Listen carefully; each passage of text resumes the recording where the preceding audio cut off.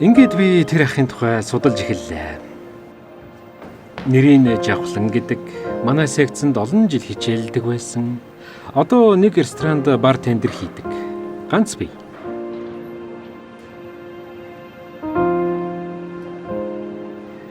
Хаяа ажлынхаа зав чөлөөгөөр дэлгүүр хийсч гэрээхэндээ ч юм уу эсвэл уулздаг бүсгүйдээ ч юм уу бүү мэд. Ганц нэг хувцас гоёл чимэглээ сонирхож явдаг. Ганцаардмал чим шиг их сонирхолтой хүн болохыг мэдж авсан юм.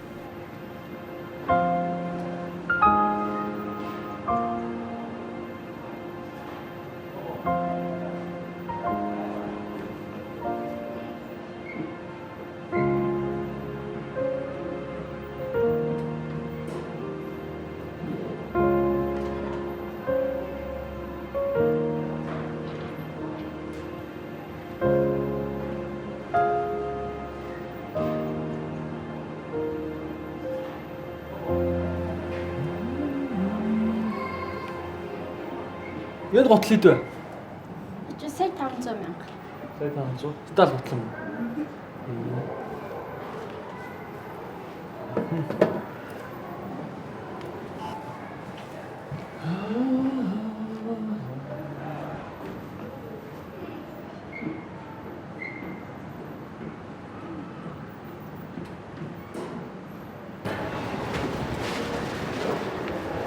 Үши, хайч тийм ээ. Намаа тнийг баадаатай чи явахгүй зүгээр. Үнсий. За гүйгүй. Үнсий л да. Бишгүй. Чи намайг үнсчиж. Паах за дараа төрөлтөө учраа. Намайг чамд хардаг тийм хүн болох их мэддэг шүү дээ. Юундаа сүрчигнээ дан чи. За дараа бол. Чи шараад юм аа. Битүүр дөрүүлэг гарч ирдэ. Өшчтэй. Мэн үнсээ болчлоо. Хин вэ? Орчлон. Бритиш, Америк, аль нь? Үгүй биш. Манай багш анхан шавь гэсэн. Тэгэхээр өшгөлдөг охин аа. Охин биш ээ. Эрэгтэй хүн. Надаас 15 насаар ах. Юу вэ? За. Өгшөө. Сэтгэлээ барина шүү. Нөгөө юу яана гэдэг чи ер нь бол юу яана гэсэн үг шүү. Гэхдээ нөгөө хүмүүс бол яах вэ гэж шүү. Гэхдээ бас тийм хүмүүс чинь бас баатай. Тийм хүмүүс чинь тэгээд хэцүү шттэ өгшөө. Ямар хүмүүс? Тийм хүмүүс гэж ямар хүмүүс? Гээ. Гэхдээ мань чамаг бол ерөөсө тийм гэж хэлж байгаа биш шүү. Хамгийн гол нь чиний мэдрэмж чинь бүх юм нөлөөлөд байгаа байхгүй юу? Мэдрэмжээ.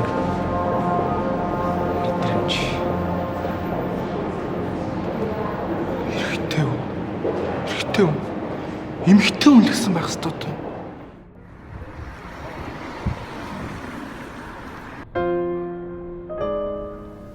Түүнээс хойш миний толгойноос нэг бодол салхаа боллоо. Сургуулиар, энэ хавьяар бүр хорооллоор дүрэн охид байхад сэтгэл минь яагаад заавал эрэгтэй хүн татагдаад байгааг олж мэдэх гэж хичээвч. Харамсалтай нь би яаж ч мэрийгээд хариултыг олж чадахгүй хэвээр. Жавхлан ахын яг юунд нь татагдаад байгааг мэдэхгүй ч ямар нэг зүйл миний сэтгэлийн утсыг хөглөн догтлуулад байгааг л би мэдэрч байсан. Заримдаа би тойлныхон өмнө зогсож тэрнтэй уулзаж байна гэж мөрөөднө. Тэгж яваад гинтхэн нүдэ нээтэл өмнө минь зогсч байвал яах вэ гэж бодонгууд би өөрөө жавхлан болж хувираад гайхан хэсэг ширдснээ өөрийн ирэхгүй тэрнийг мэдэрч эхэлж байгаа тэр мэдрэмж.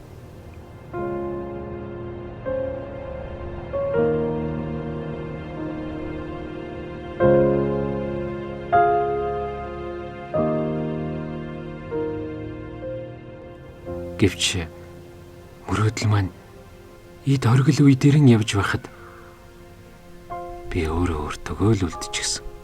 Толныхоо өмнө ганцаараа л зогсож байгаагаа мэдэрнэ. Тэр мөчөд надад яг юу гэж хэлэхээ мэдэхгүй нэг тийм эвгүй сэтгэл төрсөн юм. Ингээд би бодлоо. Энэ мэдрэмжээ гэр ихэндээ хэлэх үү байх уу гэж.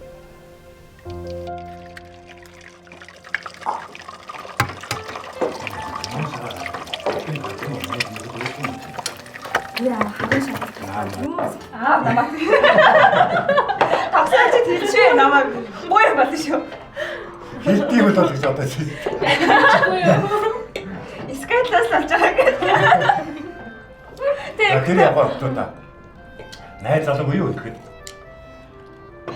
Гоо штэ яа. Яг их дандаа гэж хүлээ ярьдаг байхгүй байгаа юм биш. Чи яаж мэдчихэв? Тэр таныг барьсан шүү дээ. Мессеж тавьсан. Хамгийн гол шоктоо. Хэрвээ найз залуутай бол айтайхан найз залуутай болдго шүү дээ. Аавгаа мэдж байгаа үедээ нэг ирэм нь мэддэггүй уулзгансан юм дагуулаад ирээ та нар харин. За юу гэж дээ аав? Гэхдээ яд ч юм дүүсгээ юу сайхан залуу дагуулж хэрэгтэй шүү дээ. За дандаа их бат гэж магтдیں۔ Бит хоёрыг л Яадгийн ганцгүй юм чи тэгэлгүй яадгийн. Ой төмрөө. Та нар хэнийг явуулсан тийшээ? Тэр төсөлтөөр баяраа ирэн хуваалцаж явж байгаа. Тэгээд жоохон бүтэн муутай байгаад байна гэдэг л та. Баяраагүй. Гэхдээ та нар ч одоо ямар хайшаа юм бэ? Тэр баяраа чинь ирэм нь мэддэггүй гуйл дайвалцаад. Гэхдээ би хүртэл дургу хүрээд явах чинь тийм үнийг яах гэж явуулж байгаа юм. Яаж ажил бүтэх юм бэ? Өөр хүн олддгүй юм чинь. За ойлголоо ч нэр. Тэгэхээр хүний сольж нэг явуулж үзье да. За тэг би одоохоо яваад очие заа ёо. Ойлголоо ч нэр. За.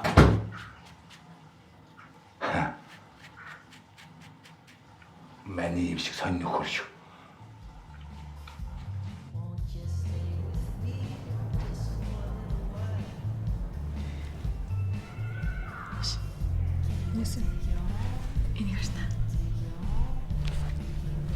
юу дэжгүй залуу юм чирээ? Дэжгүй байна уу? Дэжгүй байна. Юу залуу? Намайг эргүүлээд аамаа. Тийээс яасан бэ? Гүй яах вэ? Би ихлэ таахгүй байсан юм аа. Тэгээ нам хоолнд байхгүй юу? За тийээс Хамт хооллоод үзсэн чинь дэжгүй залуу байлээ. Хоёр завтай байна. Яасан? Гэхдээ би хоёрт нэг юм хэлэх гэсэн юм аа. бит хоёр нэг аюул чухал юм хэлээр ярьж байгаа байхгүй юу? Хата дараа ярьж чадах уу? Би харин нэг хүнд сайн болж. За битгий ингэж сериосны загинжил та. Дараа ярьж ил та. Хоёрыг чинь яг амар гоё юм ярьж гин. Бэж мэдээ заяа. Өрөөнд орж ийза. Тийм ээ. Энийг харалтаа. Ой, селфи үзэн штэ. Хөөрхөн юм аа чи та үргэлжлэе. Бадчихж болно. Гоё юм уу?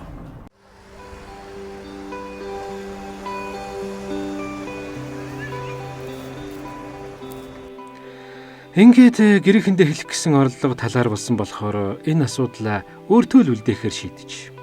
Жавхлан ахын ажил дээр үе үечин өдөржин тэрнийгээ ширтдэг балааж гэмээр нэг бол хөгжилтэй юм шиг их сонин ажилтай болсон юм да.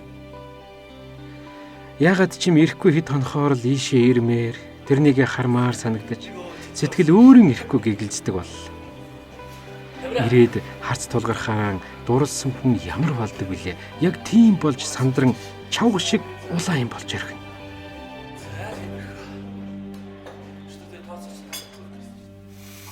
Гэхдээ нэг л өдөр сэхэ орсон би гэдэг амтан эр хүн ингэтлээ ухаанаа алдаж болохгүй. Чи бол эр хүн учраас эсрэг хүснийхээ хүнтэй л учирч хайрлаж дурлалцах юмтай. Тийм болохоор надад хайртайгаар нь ерөөсөө л мөнх гэрэлтэйгэн уулзаж татнасыг гэж шийдээд болцсон юм.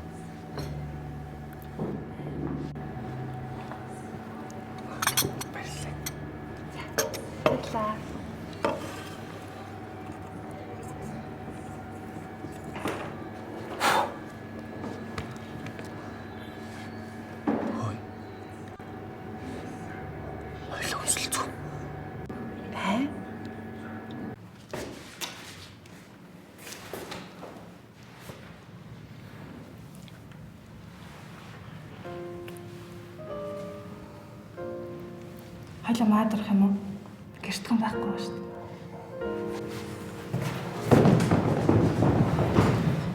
Инхээ намайг уучлаарай. Би зүгээр чамайг өсөж байгаа гэж та тоол иж өгч ирсэн юм аа.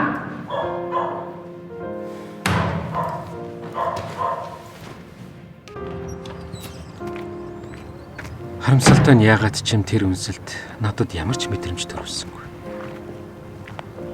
Бүр үзэн ядмаар жигшмээрч юм биш. Эсвэл дургу ажиллаа хүчээр хийх гээд байгаа юм шиг нэг тийм хачин эвгүй сэтгэл төрүүлсэн юм. Ингээд өдөржингөө гудамжны сандал дээр бяцлагсны эцэст яадаг ч байсан хамгийн сайн ойлгохоор нь аавда хэлээд зөвлөгөө авъя гэж шийдсэн.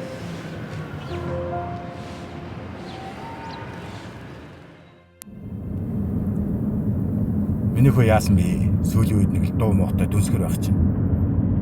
Харин нэг юм болоод аав. Яасан хичээлдээ унтсан уу? Гүйгүү хичээлдээ унаагүй. Хичээлээ сайн яаж байгаа. Тэгээд Би харин танд нэг юм хэлэх гээд. хэлдэг минийх хөө. Аваа. Та намайг буруугаар ойлгохгүй штэ.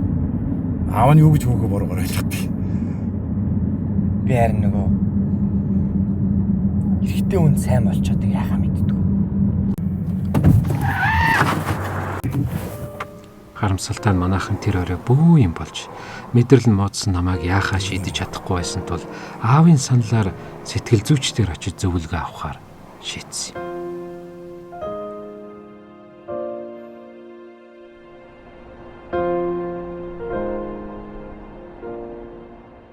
Тэгэхээр ер нь бол ийм байдیں۔ Ихэнх хүмүүс эрэгтэй хүн ганцхан эмэгтэй хүнийг л хайрлах ёстой гэж ойлгодог. Гэхдээ ер нь тийм байх хэрэгтэй юм шүү. Ер нь бол төрөлхийн ижил чиг баримжаатай хүмүүс төрдөг нь шинжлэх ухаанаар аль эрт батлагдчихсан зүйл. Тэглээгээд та энэ хүмүүсийг үзий ядаад, дургуцаад, бухимдаад ах шаардлага байж болохгүй дагвах. Үгүй юм чи. Очиж.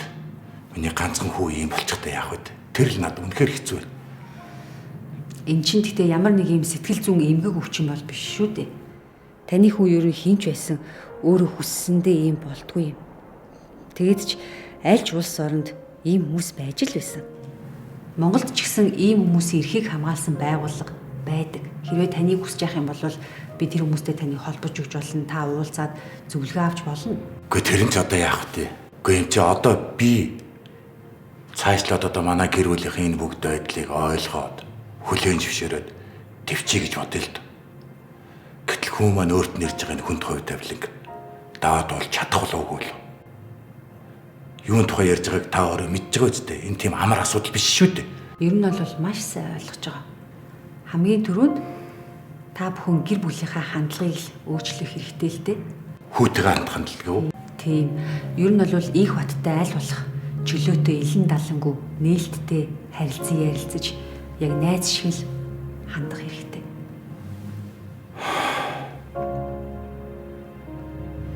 Ингэж л бит хоёрыг юутай авчирснаа, цаашид яахаа, юун зөв болохыг ялгаж салахтайгаан болсон.